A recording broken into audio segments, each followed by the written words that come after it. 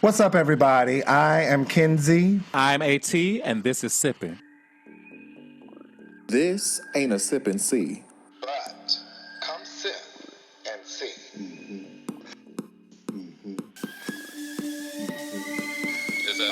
Change perspectives. You sound better, yeah. Spirits are shown. Hopefully, our words, our action.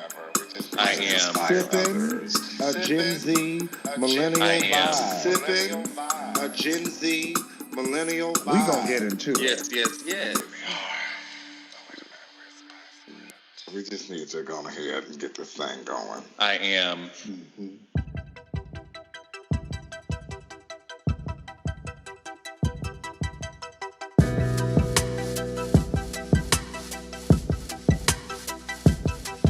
What are you sipping today, AT? What's going on?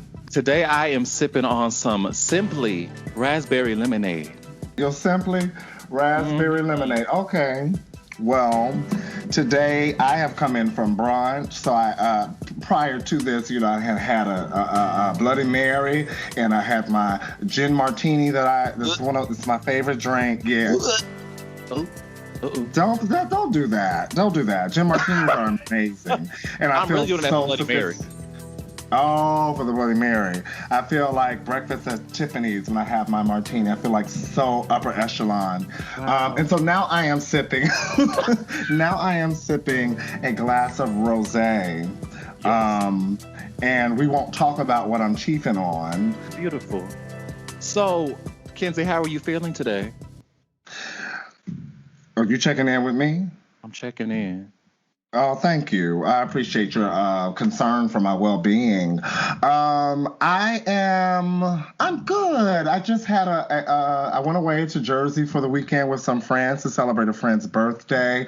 And that at first was a little stressful because niggas be unorganized, but it turned out, to be a good and fun time. I wanted to turn up a little bit more, but we're in a pandemic. I have to remember we're in a pandemic.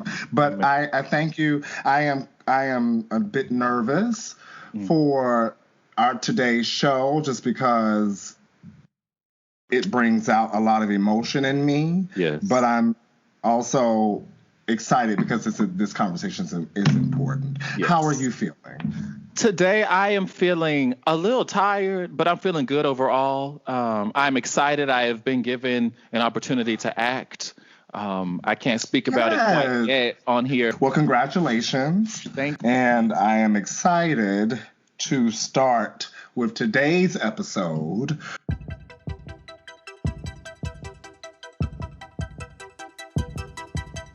Focuses on Andrew Gillum and the scandal that involved him after his loss in gubernatorial race in Florida. So that's what we're talking about today. So Alan, just jump right in. Wow. So this whole episode of Tamron Hall's show, it opens with Tamron giving this disclaimer that whatever we're talking about today has really nothing to do with sexuality.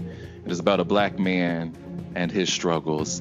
And that opening alone, for me, it made it feel like this is about to be a pity party. This is about to be an episode in which we're going to feel bad for this black man, you all. We're going to rally around him and we're supposed to cry for him. And I did feel bad for Andrew. I feel bad that he doesn't have a good or strong enough support system around him, it seems, to guide him through. At the end of the day, he is an adult who makes his own choices, of course, but it seems he was in a deep state of depression that wasn't getting addressed or helped. So I feel bad for him overall. It was a great performance done by all, I will say. So I didn't miss the show. I watched the show on YouTube, and it was broken up in segments, right? And I think it was about 8 of them. And in the second segment, we know the question is coming because we've been on Twitter. We saw this leading up. Everyone has been concerned with Andrew Gillum coming out as bisexual. Tamron Hall in the second segment says, and I have to ask you this question, and I have trouble asking this question because should not be the focus. You know, the focus should be you and in this situation and blah blah blah blah blah. You being taken advantage of, you in this horrific situation. Right. But then the rest of the show was about his sexuality. Indeed. And so at the end of the show, I was like, I don't like her. I officially do not like Tamron Hall. And let me say why. Is because she just recently had a baby. She's in an interracial relationship. And so when she found out she was pregnant, I read something and there was Twitter talk. She says that she cried because she was sad she was having this boy. And so when I read that, my question was, what is your challenge with Black men? I came in hopeful that this conversation would be generative and productive. And she lied in the beginning of this. She lied. That's a lie. That's a lie. It's just I haven't been feeling that way. And she is not well. I really thought it was egregious. This is exactly what you wanted to do. This is exactly how you wanted to frame this question. Yeah, she was wrong for that. She was absolutely wrong for it.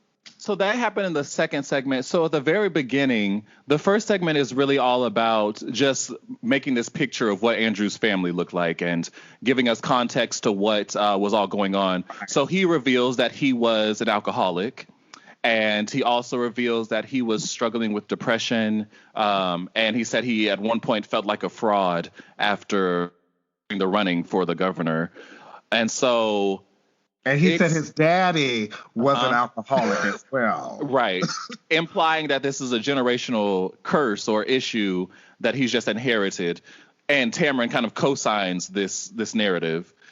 Right. And I think that goes into the problem. You were saying that she may have a problem with Black men, or she's interested in framing narratives around Black men that are negative. What struck me was that she says that she ran into Andrew at an event in Florida and saw him under the influence and said she knew something was wrong. But Tamron doesn't make any mention of trying to help, asking someone else around him how she might help, or if they were helping him in some way. There was no concern with his well-being. She didn't do that because she also stated that she did not know him, that was their first time meeting. So why would she?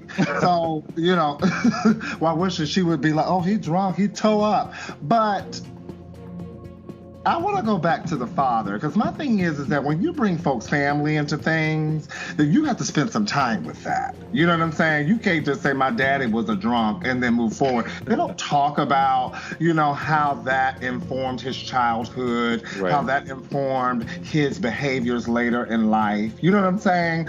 And for me, and I love my father. Or if I were to indict my father of having this particular kind of influence with me, I would need everybody to understand how and why my daddy did this and how I processed it and how I have forgiven him. Like that would be the conversation, because you're not gonna put my daddy out there. Not to my dad. My daddy and my daddy.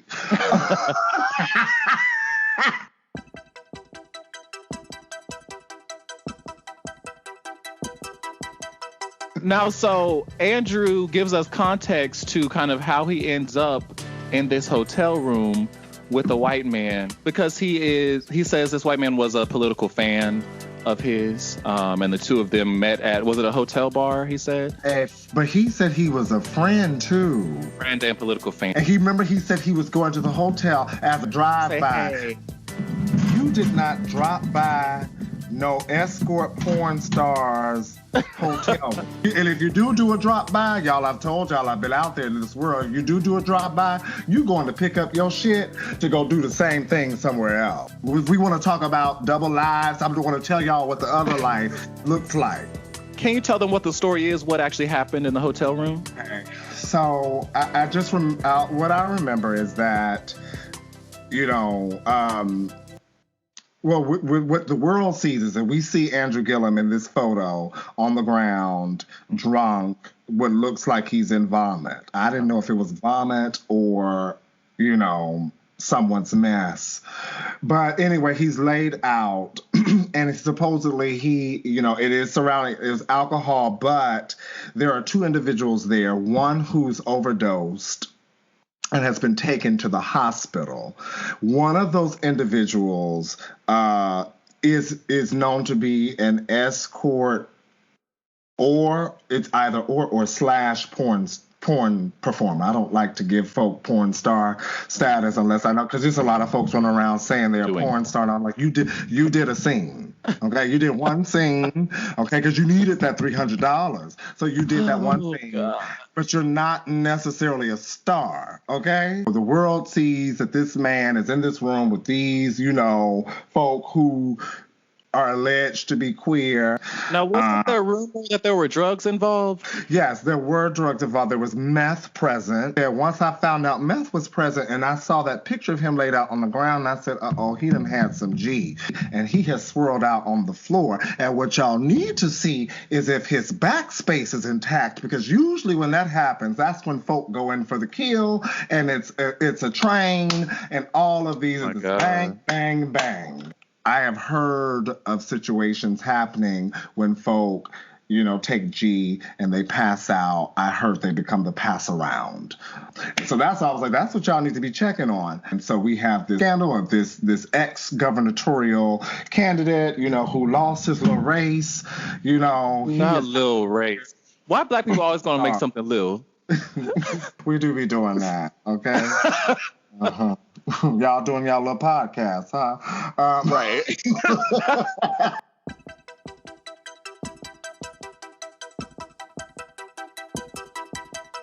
I also have a problem with that, especially when you get in positions of power. You're not supposed to be messy, right? You're supposed to always be perfect. Yeah. And RJ, his wife, actually describes him as a very disciplined man. Disciplined. Yes, she did. In her story. So it feeds into this whole image that he was supposed to be perfect. And that's the image they tried to portray on the outside. I'm so glad that you brought up RJ, because RJ was absolutely fierce. But I must say that I was so impressed with RJ Gillum's performance. Come on, give her her tens. Give her her tens. She flashed us that smile. She had the blush on. The face, the eyebrows were plugged. They were sitting. Everything was trimmed and tucked. Too. Okay, she was ready. Yeah, she was. She was ready. She was. We are calling it a performance, which means that are some things that you might not have believed. Oh, definitely. There are some discrepancies in the stories here. So, Miss RJ got on screen and let us know that she had been calling Andrew at least 50 times that night because she was worried he was missing. You see, he had gone out to this hotel, and his wife was staying at the rental house, okay? And he hadn't told her where she was going. So she was extremely worried, you all. This has never happened before. He's never been gone in the middle of the night, probably, right? So she calls him 50 times, apparently, to no answer. And Andrew comes home the next morning and says he found his wife asleep, and that there was no conversation about what had happened that night. Andrew even let us know that the two of them weren't getting along in the midst of this quarantine. He let us know that the two of them could not, quote unquote, abide by one another, and that everything the kids do irritates him. So there are some issues going on at the Gillum household beyond this scandal. And so this is why I say, let us recast what we do know. We know that there's a problem in the marriage. There's a problem in the marriage. We know that there is a drinking problem. Yes. We don't believe that this was the first time that Andrew had been out carousing in the night. Exactly. Because he did come out as bisexual, which means that RJ knew he was bisexual. Yes. Right? And so that means that there has been a history of, at the very least, Andrew enacting his bisexualness, that he is unable to embrace who he is because of what the world has asked him to be. Right. Right. And what he said to everybody is that I got so lost in the sauce, and I don't mean that literally on that night. I got so lost in that sauce that y'all are asking me to eat. I allowed myself to be vulnerable because I had to do what I was doing in secret. Right. And I had to do it under the influence because I can't do it out loud and in the light because y'all want me to be this strong black man that's supposed to be perfect and fine and sexy and charming, likened to Martin Luther King. I gotta even kind of look like him. Yeah. If I want to do politics. Exactly. I'm so glad you harken back to that lineage, because even with Martin Luther King, the Bayard Rustins, they weren't in the forefront of the movement. Malcolm X didn't admit his bisexuality because.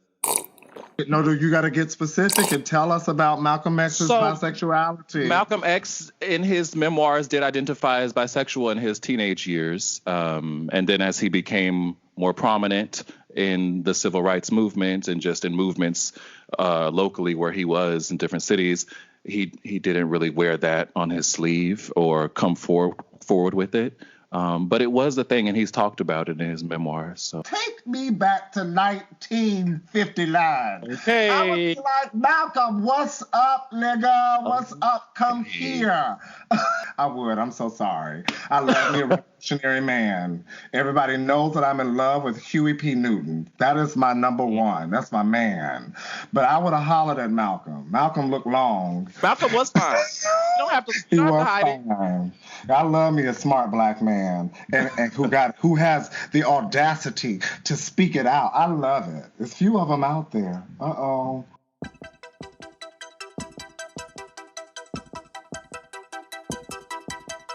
This is not a scandal, okay? This is a travesty. Because this man,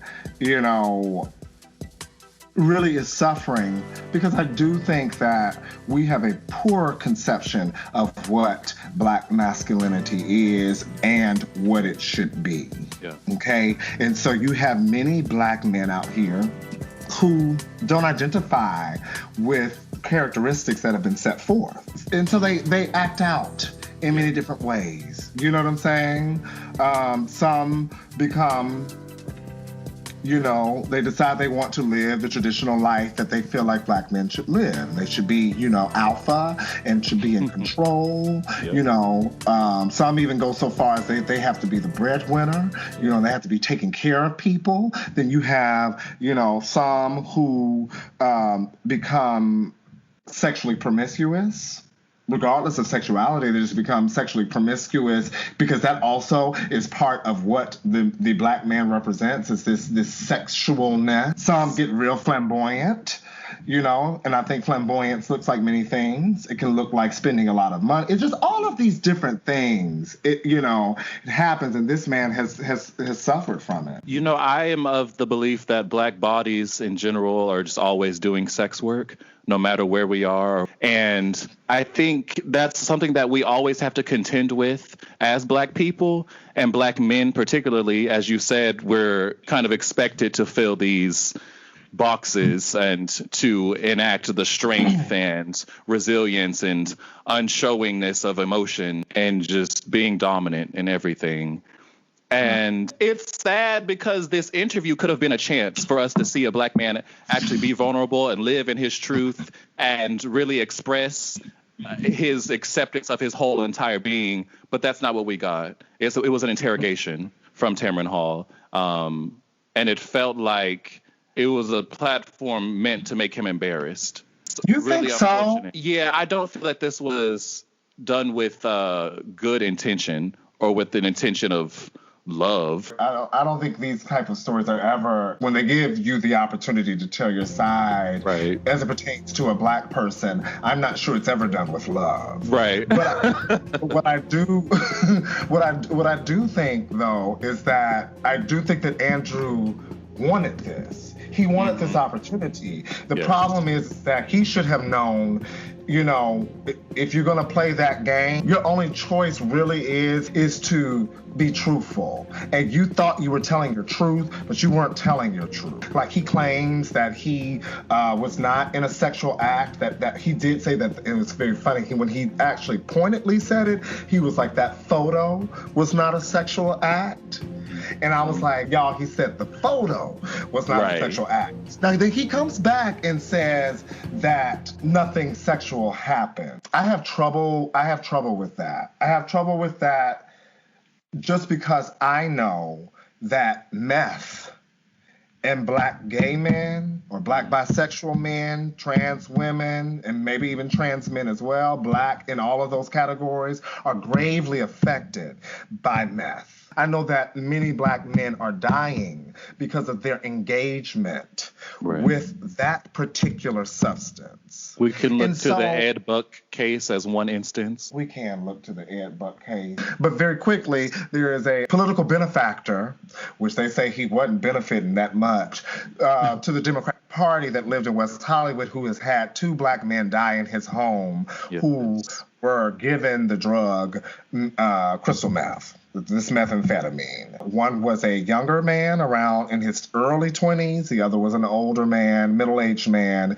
I believe he was 50, and he died in his home. And so for that, it is criminal. I understand that, you know, in the larger scheme of things, you know, black men are becoming an endangered species, whether it's to the prison or whether it's to police brutality, and also to meth. Meth is significantly killing black men. So I'm just like, it is very coincidental that you, Andrew Gillum, are in this space with meth being present with these men who are sex workers.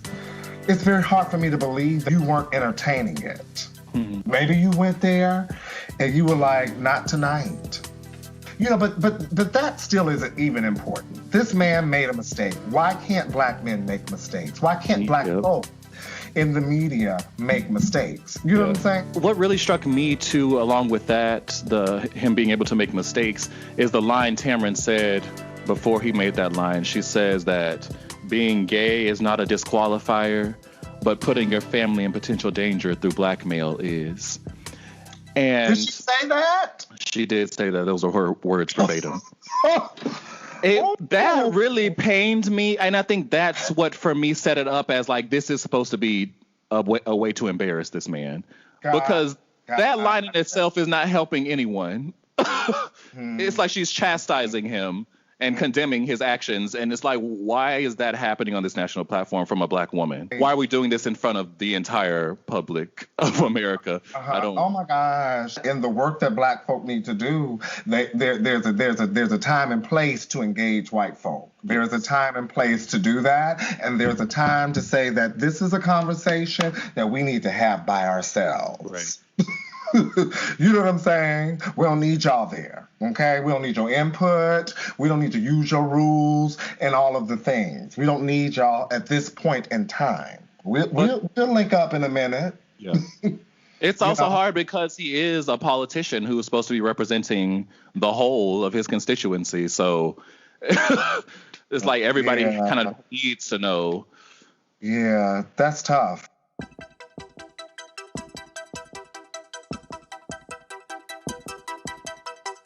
I felt even more sad for him because, you know, what I saw was a man who has made the decision to exist in a body that is not him.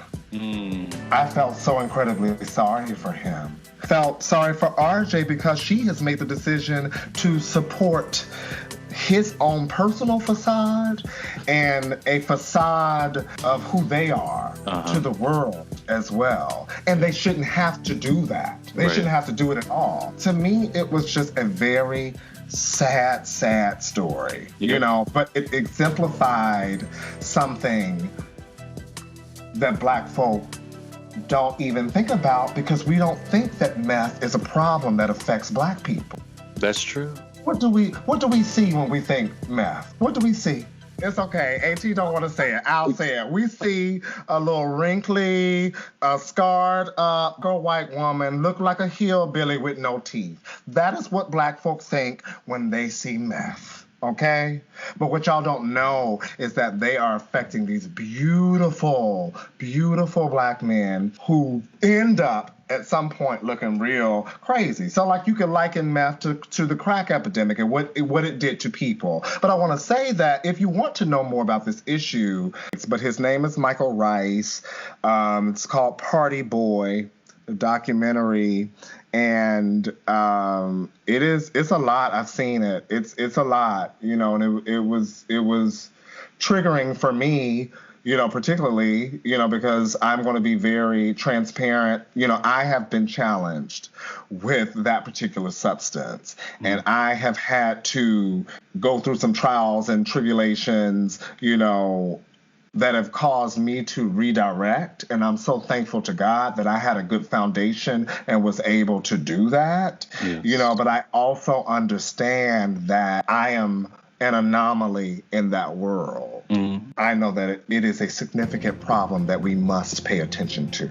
I think in terms of how we think about the drug problem in the U.S., I think we also think that it's a white problem because they picture it to just be opioids, right? And we like opioids. What's that?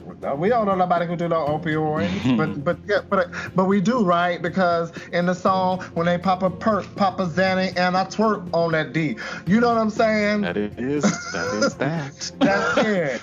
You know what I'm saying? So actually, it is our problem. It's just something that I think that we need to take a look at. Kenzie, I have to say, I am so glad, I'm sure I can speak for our listeners, and being so glad that you're still here with us, and that struggle is one that you can say you've overcome. And I think your story, just by speaking it, is going to help somebody else. And it's going to give somebody else the strength to keep pushing through. So I appreciate you for sharing that. I hope so. I have learned that living in secret is a silent killer. Be who you are. Right. You know what I'm saying? Be who you are and live and define your own standard. Be who you are and be good in it. Woo! I guess that's my last drop. My final thing, I'll end it in the last conversation between Tamron and RJ.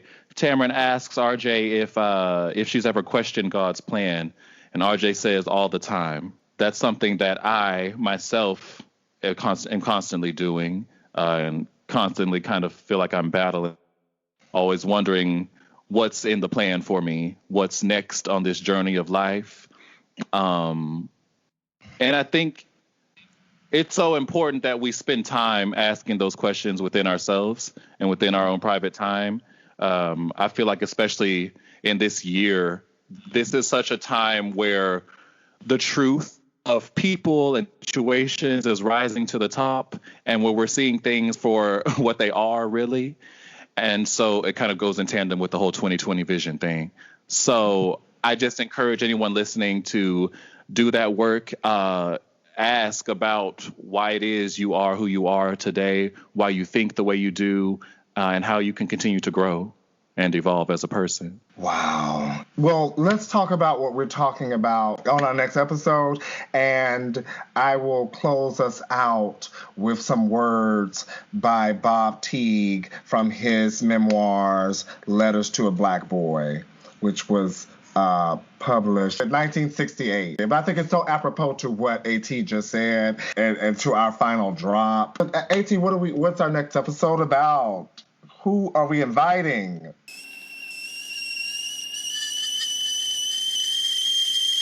Our next episode is with the incomparable Angela Burchett. Oh my God. Wait a minute. Who's Angela Burchett? So tell everybody who Angela Burchett is. Oh, probably know Angela from the most recent Clark Sisters movie that premiered on Lifetime. Yeah, she played Jackie Clark, and we are so excited to talk to her and just pick her brain a little bit and let y'all get to know her.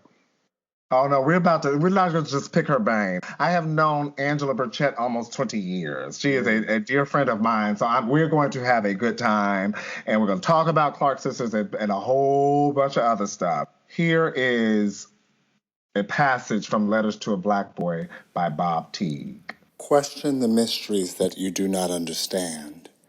Question the answers that quickly come to hand. Question your teachers, yourself, and what you see. Question him. Question her.